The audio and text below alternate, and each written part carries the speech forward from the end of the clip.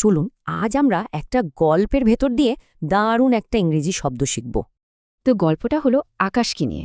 সে একজন ছাত্র আর তার ভার্সিটির রেজাল্টের জন্য অপেক্ষা করছে। অনেক মাস ধরে কিন্তু সে খুব খেটেছে, দিন রাত এক করে পড়েছে। তার ভবিষ্যৎটাই এর ওপর নির্ভর করছে। আর আজকেই সেই রেজাল্টের দিন। বুঝতেই পারছেন আকাশের বুকের ভেতরটা কেমন ধুকপুক করছে।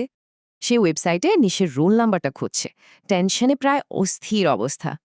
কিন্তু সে স্ক্রল করেই যাচ্ছে, কিন্তু নিজের রোল নম্বরটা কোথাও খুঁজে পাচ্ছে না। এই সময় আকাশ একদম ডিস্ট্রট হয়ে গেল। আচ্ছা, এই ডিস্ট্রট মানেটা আসলে কি? ডিস্ট্রট মানে হলো এতটাই হতাশ বা চিন্তিত হয়ে পড়া যে মাথা আর ঠিকভাবে কাজ করে না। এটা কিন্তু একটা অ্যাডজেক্টিভ, মানে এটা দিয়ে কারো মানসিক অবস্থা বোঝানো হয়।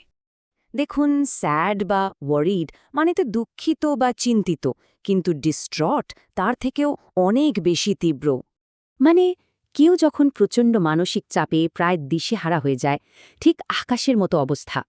চলুন তো দেখি বাস্তব জীবনে এই শব্দটার আর কিভাবে ব্যবহার করা যায়। ধরুন কোনো কোম্পানি শেয়ারের দাম হঠাৎ করে পড়ে গেল, তখন তো সিইও ডিস্ট্রট হবেনি। কিংবা ধরুন কেউ চাকরি নিয়ে একটা খুব খারাপ খবর পেল, তখন সে এতটাই ডিস্ট্রট যে কথাই বলতে পারছে না। শুধু একজন নয়, পুরো একটা দলও ডিস্ট্রট হতে পারে। যেমন ফ্লাইট ক্যান্সেল হলে যাত্রীদের যে অবস্থা হয়। তার মানে সব ক্ষেত্রেই এটা একটা চরম হতাশা বা মানসিক যন্ত্রণার কথা বলছে। তাহলে যা যা শিখলাম এক নজরে চট করে দেখে নেওয়া যাক। একটু ভেবে দেখুন তো, শেষ কবে এমন দিশেহারা লেগেছিল? নিজের অভিজ্ঞতার সাথে মেলালে শব্দটা মনে থাকবে।